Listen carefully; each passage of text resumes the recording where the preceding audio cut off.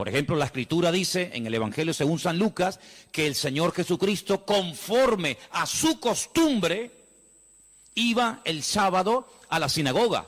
Bueno, pero es que hay costumbres buenas, ¿sí? Y hay costumbres malas. En este caso era una costumbre que no tiene nada que ver con la palabra, pero como ya la gente lo hacía, pues el otro lo hacía y el otro lo hacía, y yo creo que ya después de años ni la gente sabía realmente el origen de esa costumbre, pero ya como que formaba parte de la cultura de la época. Quédense con ese detalle. Nos vamos al libro de Isaías, capítulo 2. Libro de Isaías, capítulo 2, versículo 6. Y dice lo siguiente, un texto, por cierto, muy interesante. Isaías 2, versículo 6. Ciertamente tú has dejado tu pueblo, la casa de Jacob, porque están llenos de costumbres traídas del oriente y de agoreros, como los filisteos que pactan con hijos de extranjeros. Uno de los reproches que el profeta Isaías lanzaba en la época en la que él le tocó servir al Señor en su ministerio es que ustedes se han llenado de costumbres que no son costumbres con una base bíblica.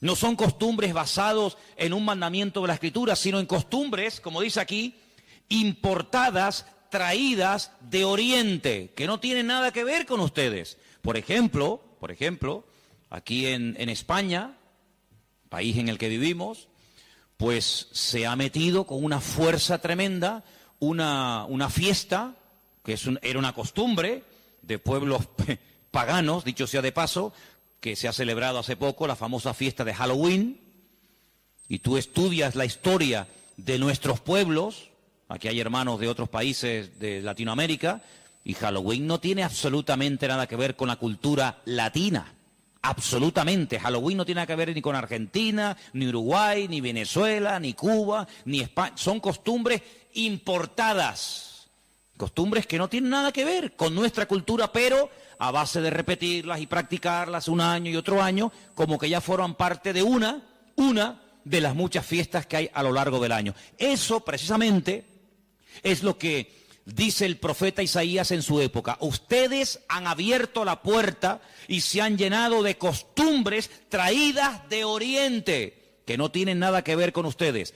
Y dicho sea de paso, la mayoría de esas costumbres traídas de Oriente eran costumbres paganas, costumbres que no tenían absolutamente nada que ver con la palabra del Señor. Vamos a avanzar. Libro de Jeremías, capítulo 10.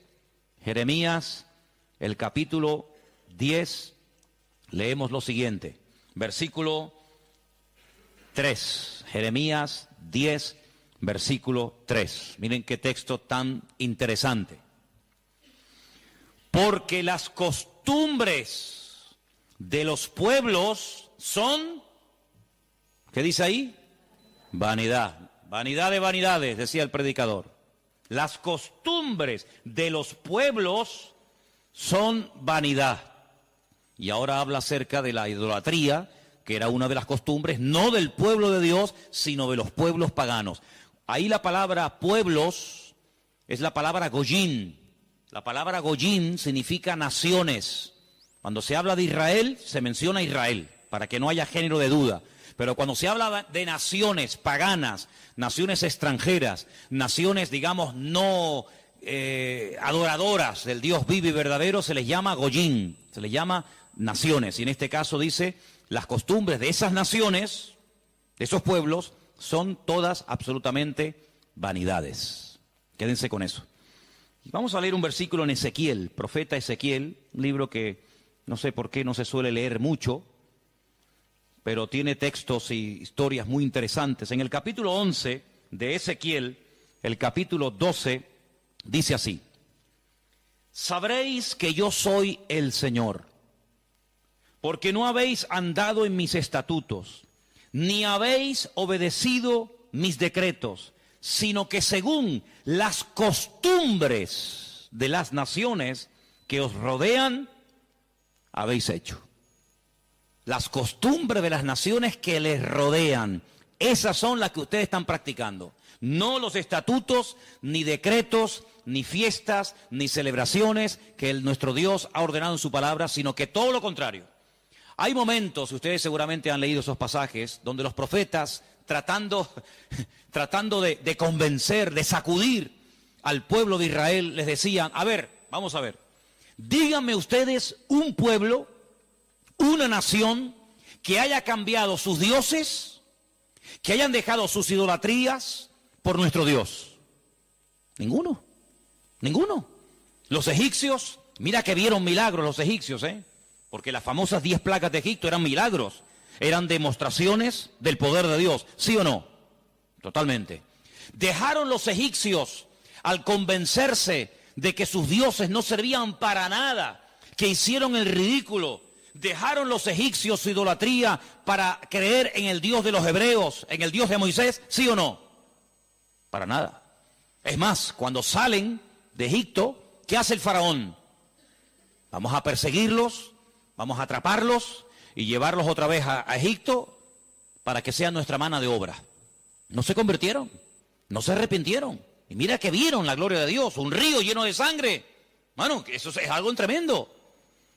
Cruzaban la calle y allí la gente tenía luz y alegría y vida. Y a este lado, muerte, los animales se morían llenos de úlceras, llenos de llagas, miseria, pobreza, muerte. Oiga, aquí hay una diferencia. Esta gente pinta con sangre de cordero las puertas de la casa y no se muere nadie. Y nosotros, los poderosos egipcios, incluido el faraón, se mueren todos los primogénitos.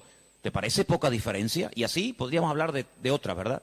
Se convirtieron, dejaron su idolatría por el Dios de Abraham, de Isaac y de Jacob. No. Daniel, en Babilonia, ¿cuántas veces vieron la gloria de Dios a aquella gente? Vieron a Daniel sobrevivir toda una noche y no ser atacado por los leones cuando lo metieron en el foso. ¿Se acuerdan, sí o no? Vieron a aquellos 3 jóvenes que les habían cambiado el nombre, que no se quemaron dentro del horno de fuego. ¿Cambiaron? ¿Recapacitaron? Ninguno. Dice, ¿cómo es posible que ustedes habéis podido comprobar que ninguna nación ha dejado sus dioses, su paganismo, para creer en nuestro Dios, y sin embargo ustedes sí lo han hecho?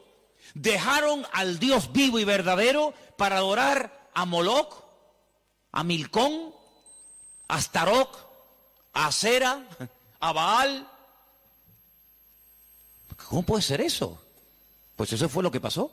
Ellos cambiaron al Dios verdadero por aquellos dioses, y dice el profeta Ezequiel en este pasaje, todo eso que habéis hecho son las costumbres de las naciones que les rodean, pero ustedes, en vez de influenciarles a ellos, que ellos se conviertan a ustedes, ha pasado todo lo contrario. Ustedes se han terminado convirtiendo a ellos. Han adoptado su forma de vivir, su forma de adorar, su forma de cantar, su forma de comportarse. Y esto es algo realmente increíble, porque esto no ha pasado nunca, nunca en la historia de la humanidad.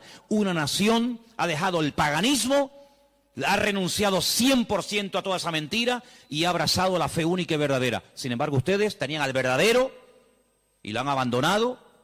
Otros profetas utilizaban el término han adulterado, han sido infieles a vuestro Dios. ¿Para adorar a quién? Al Dios de las moscas, al Dios de los excrementos, como hay por ahí un Dios también en la Biblia que se llama el Dios de los excrementos, para adorar a las criaturas en vez de adorar al Creador. Increíble, increíble. Entonces, los profetas que hemos leído, Jeremías, Isaías, Ezequiel y también en el libro de Jueces, dicen que todo eso, esas costumbres, son todas vanidades.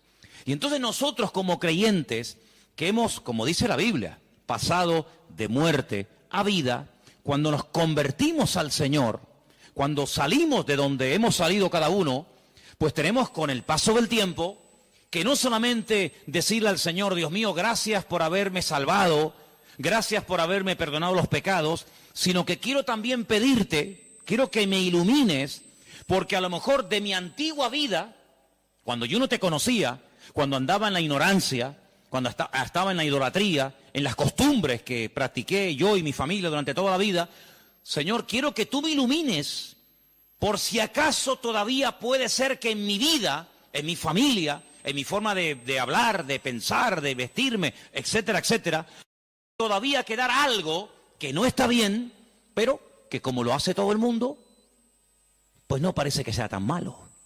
Porque si os dais cuenta, hermanos, hay cosas que se hacen hoy en día que están mal.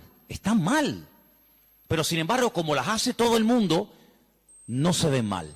Por ejemplo, a mí una de las cosas que me llama la atención, cuando voy a lo mejor a algún supermercado, es que de un tiempo a esta parte, en la parte donde está todo lo que es los puros y los cigarrillos y todo esto, es increíble. ¿Os habéis dado cuenta lo que ponen como advertencia en las cajas de cigarrillos? El cigarrillo mata, el cigarrillo produce enfermedades pulmonares, cáncer y esto y lo otro. Pero ¿quién hoy en día iría por la calle poniéndole una multa a una persona por fumar? Nadie. ¿Por qué? Porque como lo hace todo el mundo, ya forma parte de una vida normal, pues no se ve tan mal. Pero cuidado, el que lo haga mucha gente no significa de que esté bien, ¿sí o no? Entonces puede ser que a lo mejor algunos de ustedes en algún momento se ha sentido, perdonen la expresión, como un bicho raro en su puesto de trabajo, con los amigos, con la familia, con los vecinos, ¿sí o no? Porque resulta que todo el mundo ve bien, pues ciertas y determinadas cosas que cuando vamos al manual, cuando vamos a la palabra de Dios, resulta que no solamente están mal, sino que incluso son pecado y abominación ante los ojos de Dios. Vaya usted a una manifestación de miles y miles y miles de personas a favor del aborto y párese en esa marcha y diga que el aborto es un crimen, que es un asesinato y que eso es una abominación delante de Dios. ¿Lo matan? ¿Sí o no? ¿Lo matan? Párese usted en una manifestación donde están llevando a una virgen, a un patrón, a un santo y diga, ¿pero qué estáis haciendo? Si nuestro Dios prohíbe todo esto, si eso es abominación delante de nuestro Dios, si en la base mínima, que son los 10 mandamientos, ya se prohíbe categóricamente todo esto, ¿te matan? ¿Por qué? Porque es que esto se ha practicado. Y claro, después ves ahí al alcalde, y ves al teniente alcalde, y ves al concejal de no sé qué, y ves a fulanito de tal, y incluso al rey, y ves a la reina, y ves a la... Entonces parece que como que no está tan mal porque lo practica mucha gente. Y quiero decirte, querido hermano, que en algún momento de tu vida puede ser que tú te sientas como que vas contracorriente, como que la gente como que no te entiende y como que tú estás en otra frecuencia, en otra onda, y es como algo imposible de que lleguen a un entendimiento. Pero al fin y al cabo yo pregunto, hermanos, ¿nosotros a quién tenemos que agradar? ¿A quién tiene que agradar usted? ¿A nuestro Dios, sí o no? Bueno, pues si por agradar a Dios me pongo en contra de la familia, ¿estás dispuesto a pagar el precio? ¿Para qué te vas a bautizar? Con la edad que tú tienes. Si a ti ya te bautizaron tus padres cuando eras pequeñita, no lo pueden entender. Pero saben, hermanos, nosotros, repito, primero a quien tenemos que rendir cuentas a nuestro Dios. Y en segundo lugar, tarde o temprano, como dije el domingo pasado, la fe. Y cuando hablo de la fe, yo no me refiero solamente a la creencia, sino me refiero, cuando hablo de la fe, también aglutino nuestro estilo de vida. Porque nuestra fe es un estilo de vida. Somos diferentes, ¿sí o no? Somos diferentes.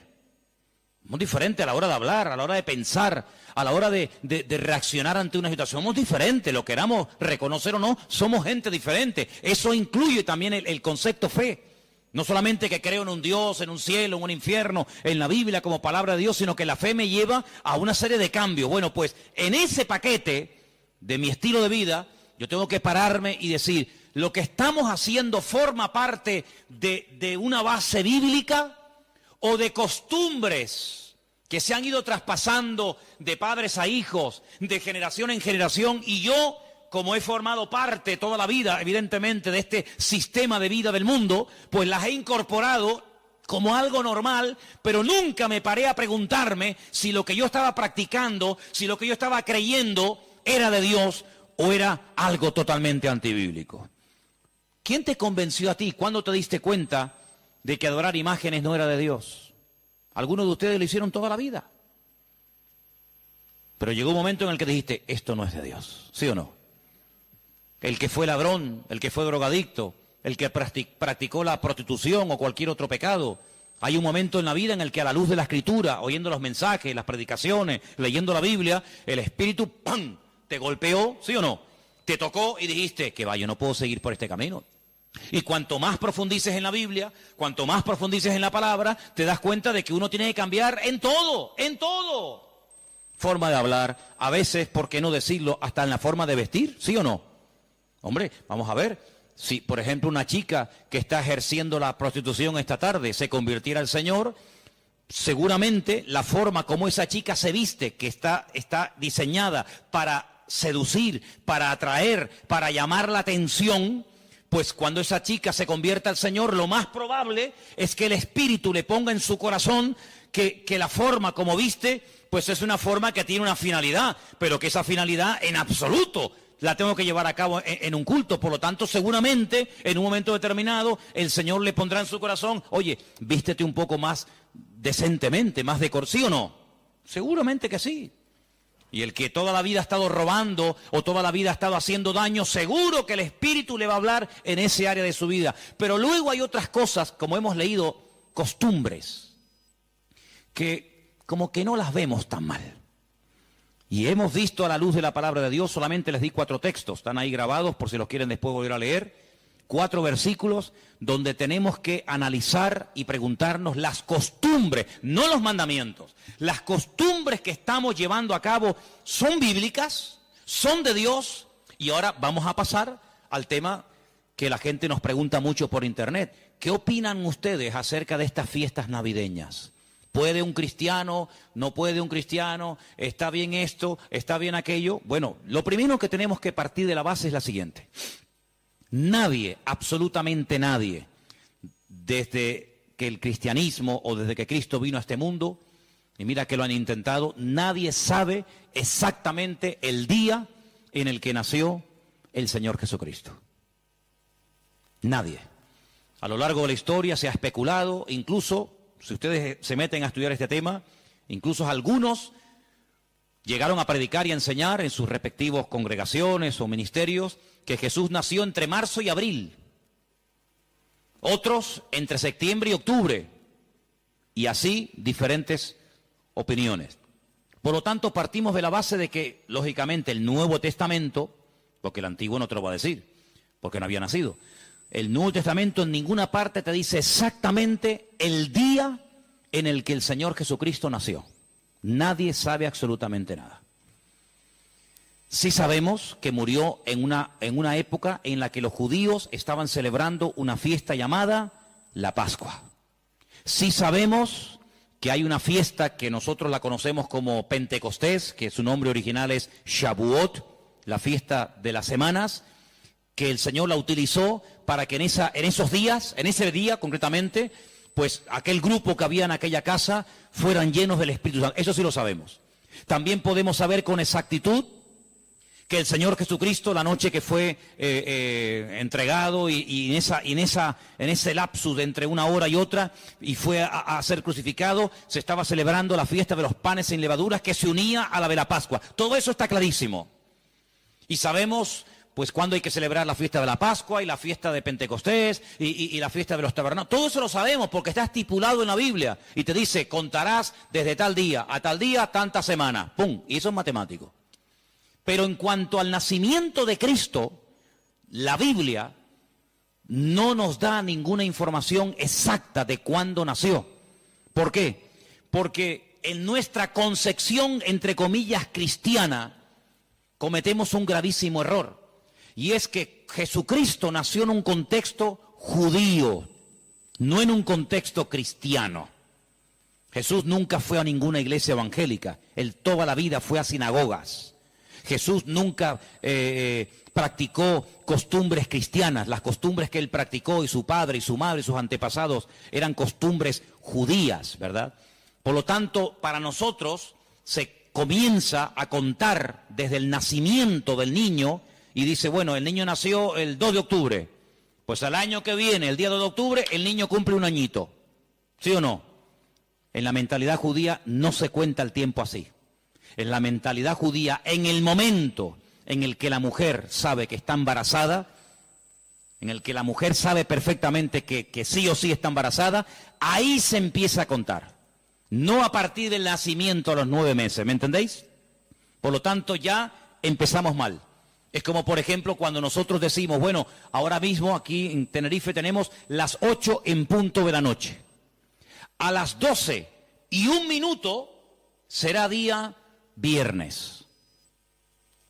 Eso según nuestro calendario, según nuestra cultura, según la Biblia, ya es viernes. ¿Por qué? Porque en cuanto cae el sol y ya se puede ver, aunque sea una sola estrella en el firmamento, automáticamente ya estamos al día siguiente.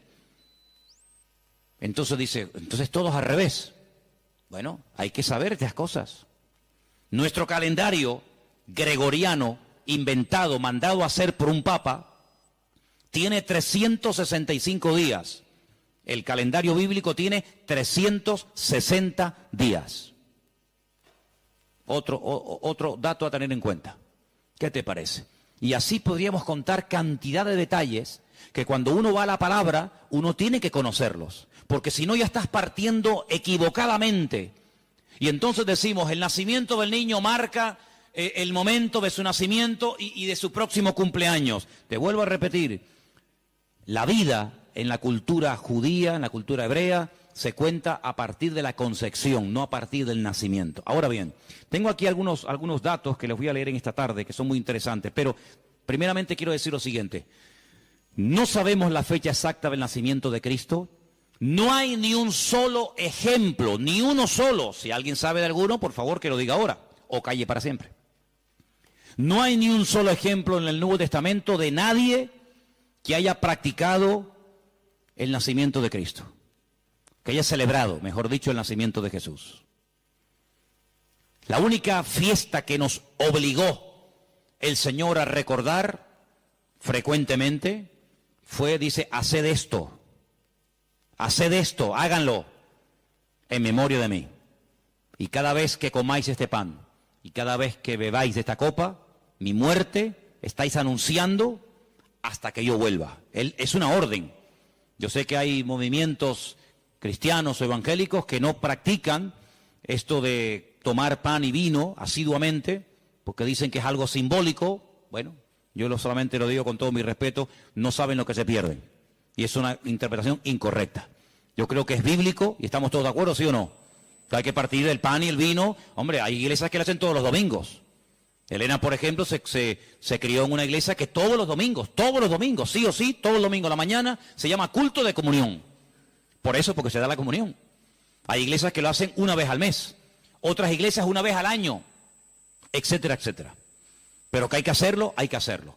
Pero Jesús nunca dijo, los discípulos nunca dijeron, Pablo nunca escribió, Pedro nunca escribió, Santiago nunca escribió, ningún discípulo escribió, y también tenéis que recordar todos los años el nacimiento del Mesías. No. Mira, recordamos cuando partió el pan y el vino e inauguró el nuevo pacto. Recordamos su muerte, claro. Recordamos su resurrección. Recordamos la venida del Espíritu Santo en el día de Pentecostés. Recordamos un montón de cosas, pero bíblicamente no te puedo demostrar, no lo puedo hacer. Te estaría mintiendo. No te puedo demostrar bíblicamente que los primeros cristianos celebraban el nacimiento de Cristo. No lo hacían. Ni siquiera es un mandamiento de la Biblia el celebrar dicha fiesta. Entonces te estoy dando información para que lo sepas. La fecha exacta del nacimiento de Cristo no se encuentra registrada en el Nuevo Testamento. Ahora, el famoso día 25 de diciembre ha sido un día que en el mundo pagano, en el mundo greco-romano, ustedes saben que estaban los babilónicos, luego vinieron los medos persas, a continuación los griegos y después los romanos. El Antiguo Testamento, lo que llamamos vulgarmente Antiguo Testamento, termina con el imperio medo-persa. Pero cuando empezamos a leer el Nuevo Testamento, nos encontramos a los romanos. Y tú dices, ¿pero y los griegos? ¿Ves? La Biblia no te da información sobre los griegos. Pero entre el Antiguo y el Nuevo Testamento, que hay 400 años de silencio, ¿sabían eso, no? Nuestro Antiguo Testamento, ¿cuál es el último libro del Antiguo Testamento según nuestra Biblia? Malaquías. Pero cuando tú vas a una Biblia hebrea, tú te das cuenta que el último libro del Antiguo Testamento no es Malaquías, es Segunda de Crónicas. Da igual, el orden no altera los factores, ¿no? Sea uno, sea otro, son exactamente los mismos, aunque el orden es diferente. Pero cuando se termina de escribir, cuando el último profeta del Antiguo Testamento terminó su mensaje, supongamos que fuera Malaquías, hasta que encontramos al siguiente profeta predicando. ¿Y quién fue el siguiente profeta entre el Antiguo y el Nuevo predicando? ¿Quién fue? Juan el Bautista. Hay 400 años de silencio. No hubieron profeta entre Malaquías y Juan el Bautista. ¿Y cómo se guiaba la gente? Por la palabra. Ahí estaba todo escrito, todo comprimido, todo condensado, y fue un tiempo de silencio, de palabra profética, pero la palabra ya estaba escrita. Luego la gente querían palabra, vayan a la palabra, valga la redundancia. Vayan a la escritura y ahí encuentran todo. Bien.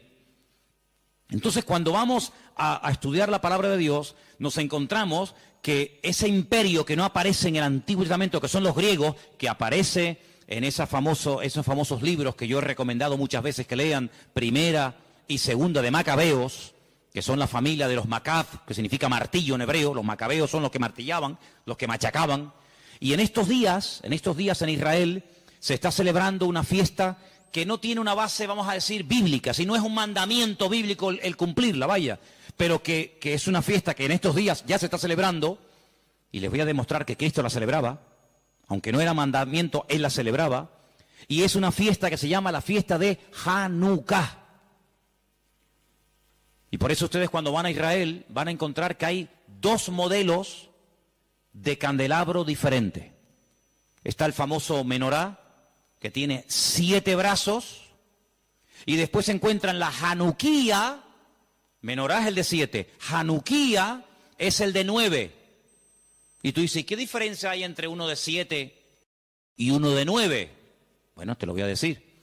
El candelabro de 7, la menorá, era el que se utilizaba primeramente en el tabernáculo y después en el templo, pues para iluminar. No había luz eléctrica, no había un interruptor y se encendía la luz, sino que se ponía aceite, ¿verdad? Se iluminaba para que el sacerdote pudiera moverse y pudiera ministrar en el templo, ¿verdad?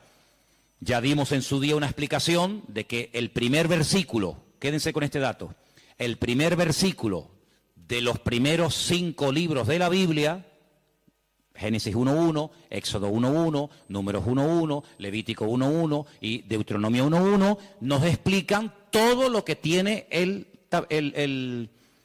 menorá. ¿Cuántas palabras tiene en hebreo el primer versículo de Génesis? 7 brazos. Otra característica de la menorá la encontramos en Éxodo 1.1 y así sucesivamente, pero no voy a entrar en detalles acerca de eso. Pero en la época de los seleucidas, en la época de los griegos, déjeme que les cuente algo de historia, que es bueno saberlo. Cuando Alejandro Magno muere, dicen que era homosexual, no dejó descendencia. Es el único imperio que pervive después de la muerte del emperador, pero no en sus hijos, sino en sus generales. Por eso Daniel, cuando está en Babilonia, dice que él vio a un leopardo con 4 cabezas. Y las 4 cabezas son los 4 generales que cuando Alejandro Magno muere, se reparten en 4 pedazos el mundo que había conquistado Alejandro Magno, ¿verdad? Uno de los trozos que se reparte tenía que ver con Israel. Y allí estaba el famoso Antíoco Epifanes, que era terrible, terrible. Ese fue el que se atrevió a meter a un cerdo dentro del lugar santísimo y sacrificarlo y de esa manera, humillar y avergonzar a Dios y en fin, tantas cosas, ¿no? Esa es la famosa abominación desoladora, la profanación del lugar santísimo. En esa época de los griegos había una familia compuesta por una serie de hermanos que se propusieron restaurar la vida política y espiritual de Israel. Los griegos dominaban, el templo lo habían convertido en un gimnasio, habían impedido los sacrificios y aquello era un desastre. Esta familia se levanta primero un hijo, después el otro hermano, todos murieron como mártires, es una historia tremenda. Y estos macabeos, que no se llamaban macabeos, sino una especie de apodo, los que martillaban, los que golpeaban, pelearon militarmente, cuerpo a cuerpo con los griegos y los derrotaron, los vencieron, los echaron de Israel y restauraron el culto en el templo. Pero resulta que el aceite que se utilizaba para las lámparas del candelabro, en este caso de la menorá, no llegaba, porque lleva un proceso y se tarda un tiempo en elaborar ese aceite específico para la menorá. Había muy poco aceite. ¿Qué ocurrió? Oraron al Señor y el Señor hizo que la poca aceite que quedaba durara milagrosamente más tiempo de lo que habitualmente duraba. A partir de ese momento, para recordar el milagro de que el Señor permitió que el aceite durara más tiempo de lo habitual, se comenzó a celebrar la fiesta de la Hanukkah, la fiesta de las luces, la reinauguración del templo. Entonces, en esta época del año, para recordar ese milagro, se enciende con la vela del centro, cada día una vela diferente, hasta llegar a 9 velas, porque ese fue el tiempo que duró el aceite. Y eso es lo que significa la fiesta de Hanukkah. Ahora ustedes pueden ver, dice, y Jesús subió al templo a la fiesta de la dedicación del templo. Y tú dices, ¿qué fiesta es esa? Porque ahí no dice Pascua, ahí no dice Pentecostés, ahí no dice tabernáculo, dice a la fiesta de la dedicación del templo. Pero si el templo ya estaba inaugurado cuando Cristo vivía. Pero era la fiesta en la que se recordaba la reinauguración del templo cuando los macabeos derrotaron a los seleucidas, a los griegos, y entonces esa era la fiesta de Hanukkah que Cristo la celebraba, Juan capítulo 10. Entonces Cristo, que sabía la historia de esa fiesta, dice, yo soy la luz del mundo. Y la gente sabía lo que estaba diciendo, porque así como este aceite, esta luz se enciende, yo soy ahora la luz del mundo. Y posteriormente a sus discípulos le dice, y ahora también vosotros sois la luz del mundo. Y todo está basado en algo que pasó en aquel tiempo. Entonces, cuando vamos al Nuevo Testamento, nos encontramos que nos dice la Biblia quién gobernaba en el Imperio Romano en el tiempo del nacimiento de Cristo.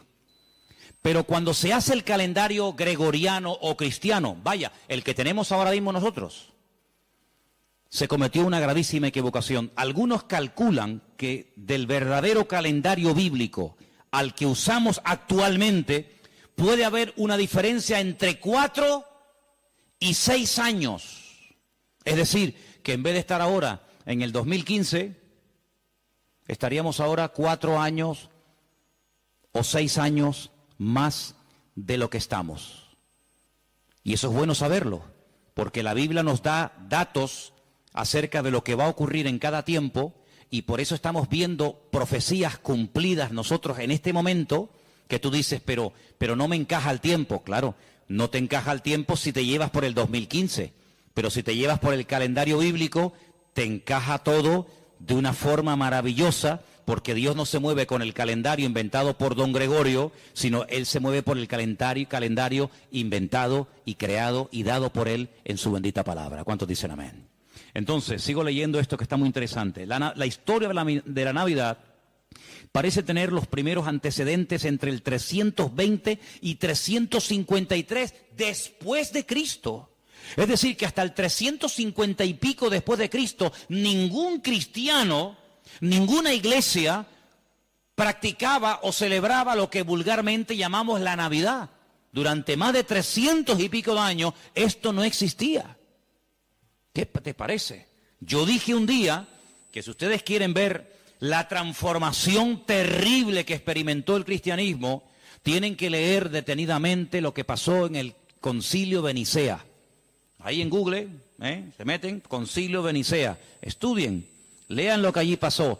El cristianismo del 300 para atrás era diferente al cristianismo que se vive hoy en día del 300 y pico hasta nosotros. Todo cambió, hermanos, todo cambió. Entonces fue en esa época, en ese tercer siglo, cuando se comenzó a decir que Cristo había nacido el 25 de diciembre. ¿Por qué? Porque era la fiesta, era el día más pagano del año. Se celebraba el culto al dios Saturno, y el dios Saturno era el dios de las cosechas, y era un día de celebración, pero de celebración pagana, de sacrificios en agradecimiento al dios Saturno. Era el solsticio de invierno en el hemisferio norte, y ahí dijo alguien, bueno, vamos a utilizar el día más pagano del año cuando se adora al sol, vamos a utilizarlo y lo vamos a cristianizar para que de esa manera también nosotros los cristianos formemos parte de la festividad y de la alegría a nivel mundial. Desde finales del siglo IV, finales del siglo IV, el cristianismo comienza con la famosa tradición de la Navidad, y el Papa Julio I dijo que Jesús había nacido el 25 de diciembre. ¿De dónde lo sacó? De ninguna parte, se lo inventó, porque la Biblia no dice que Jesús nació el 25 de diciembre, pero él, como era el Papa, cualquiera le llevaba la contraria. Era el día en el que se celebraba, como acabo de decir, el solsticio de invierno en la antigüedad, y era el día en el que las costumbres y las tradiciones heredadas, las costumbres y mitos y leyendas más aberrantes se llevaba a cabo, y entonces se utilizó para que la gente supiera que también Cristo había nacido en esa época, y de alguna manera pues utilizar el paganismo, utilizar las festividades, pues para decir, bueno, Cristo también nació en esta época, ¿no? En el año 540, un monje llamado Dionisio, cuyo apodo era el Exiguo, en el cálculo de las fechas propició la fijación de una fecha errónea en cuanto al nacimiento de Cristo. El error incluso hasta en el año, porque se cree que Jesús nació 4 o 6 años antes de lo que realmente esta gente decía. El tema de las fechas, ya hemos dicho, es algo muy controvertido, pero al final se llegó a la conclusión de que Cristo había nacido en esa época, y los cristianos comenzaron a practicarlo como parte de la cultura o de la tradición.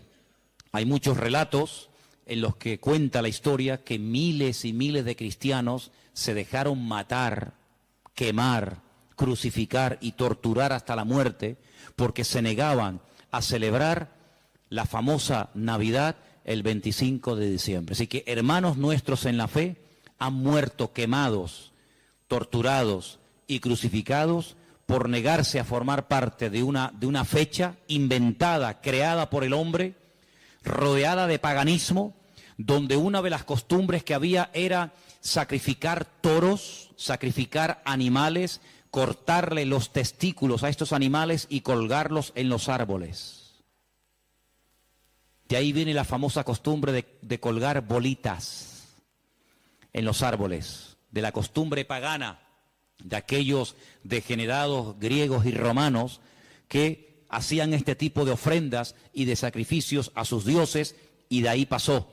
Luego se prendía fuego al árbol, pero claro, prender fuego al árbol, pues en una casa particular es una temeridad, y entonces a alguien con el paso del tiempo se le ocurrió ponerle un montón de luces para que represente aquel fuego, que evidentemente no se puede hacer hoy en día por sentido común, pero entre las bolitas y el fuego que se pone, las luces que se pone, pues es lo más parecido a aquellas bolitas que se ponían colgadas en los árboles, y al mismo tiempo las luces representan el fuego, que por cuestiones obvias no se pueden poner hoy en día.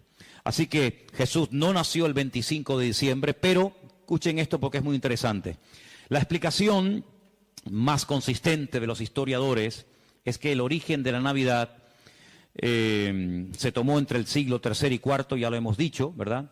¿El porqué de la elección de esta fecha? Bueno, se relaciona con la necesidad de la reciente oficializada religión cristiana de imponerse sobre las tradiciones de los cultos paganos romanos.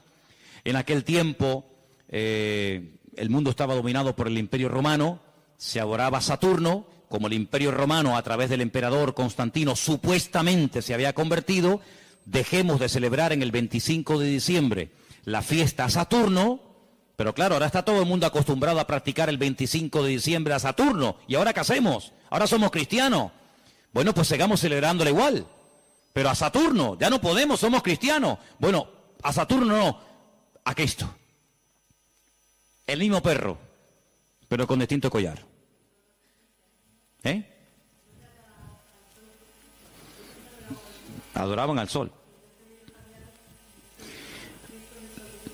Sí, ellos pueden decir misa. Los papas eligieron el 25 de diciembre como día del nacimiento de Jesús, como una estrategia para el proceso de expansión del cristianismo, en el que sistemáticamente se buscó absorber y fusionar toda celebración de ritos paganos con las nuevas creencias o fe de los cristianos. Por lo tanto, bíblicamente, si alguien te para en la calle y te dice que la fiesta de la Navidad, que se suele celebrar el 25 de diciembre, tiene un trasfondo pagano, no se te ocurra llevarle la contraria, ni decirle que no es así, porque vas a ser el más rotundo ridículo. Efectivamente, el día 25 de diciembre era una fiesta, la fiesta más pagana en todas las culturas del Imperio Romano, donde se hacían auténticas barbaridades, sacrificios humanos, sacrificios de animales, ofrendas brutales de sangre, etcétera, etcétera. Como supuestamente, repito, el Imperio Romano dejó el paganismo y abrazó la fe cristiana que había perseguido durante más de 300 años, pues ahora ¿qué hacemos? Ahora nos encontramos con un dilema. Bueno, lo solucionamos fácilmente. Seguimos manteniendo el día, seguimos manteniendo las costumbres de dicho día, ¿vale? Seguimos celebrando todo exactamente igual, pero en vez de a Saturno, en vez de a divinidades falsas, pues la celebramos a Dios y total, aquí no ha pasado absolutamente nada.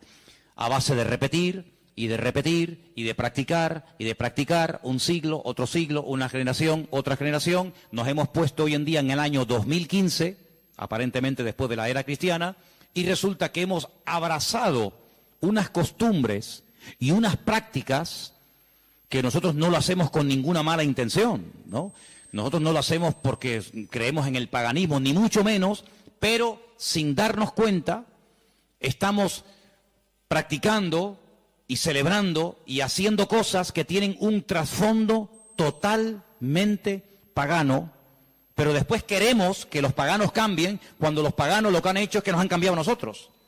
Y se han metido en nuestras casas, y se han metido en nuestras costumbres, y se han metido en nuestro vocabulario, y hemos visto, no de ahora, de hace ya muchos años, que en estos días, que teóricamente, vamos a decir, ha nacido el Señor, que no es así, ya lo hemos demostrado, pero que teóricamente teníamos que celebrar su nacimiento, resulta que se ha convertido en una fiesta, ¿de qué? De despilfarro, de derroche, de negocio, donde después se habla de la famosa cuesta de enero, porque la gente empezó a regalar y a comprar y a regalar y a comprar, a regalar y a comprar cosas que después en enero se arrepienten o no usan o quieren cambiar, y después resulta que ya el año, en vez de empezarlo libre de deudas, ya lo empiezan con más deudas, aparte de las que ya tenían del año anterior.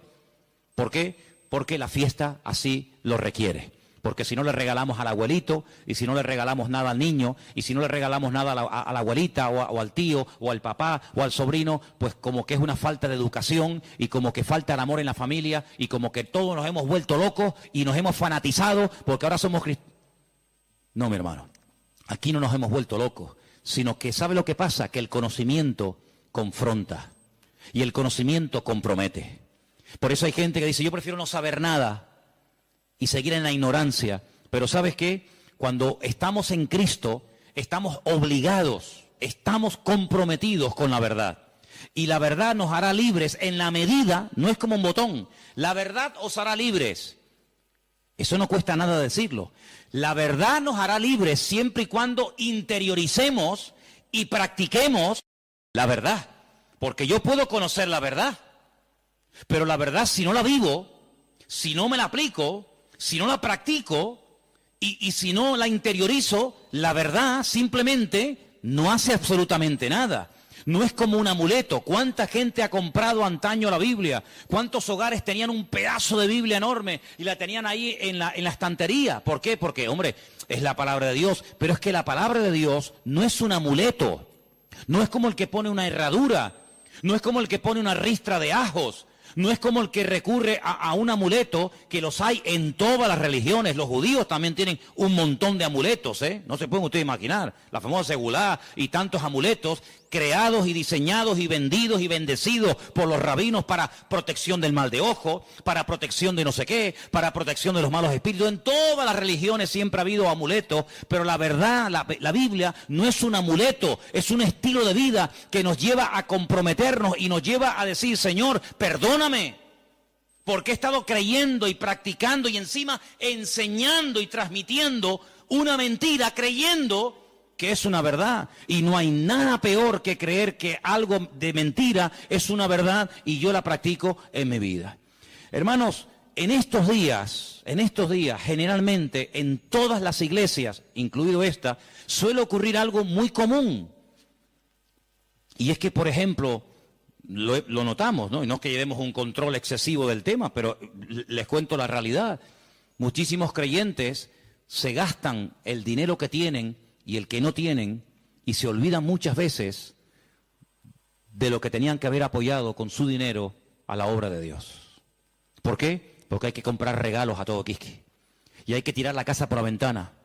Y si nos vamos a la noche a la cama sin tener toda la mesa llena de comida, como que no hemos celebrado Navidad. Y yo pregunto, imaginémonos por un instante, que no es así, pero trabajemos con la hipótesis. Bueno, vale, nació el 25 de diciembre, vale, perfecto.